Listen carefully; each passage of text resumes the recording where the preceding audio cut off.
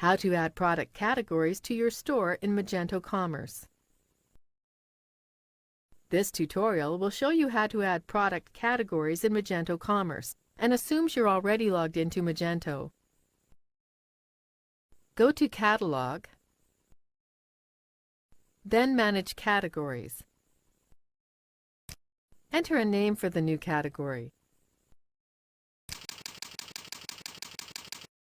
Select whether this category is active.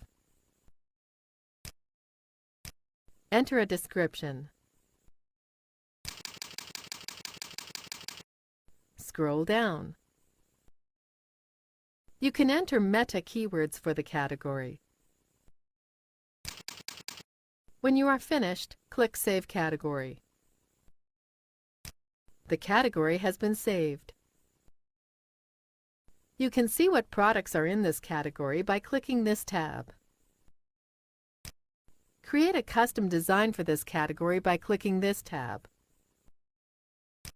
This is the end of the tutorial. You now know how to add a product category in Magento Commerce.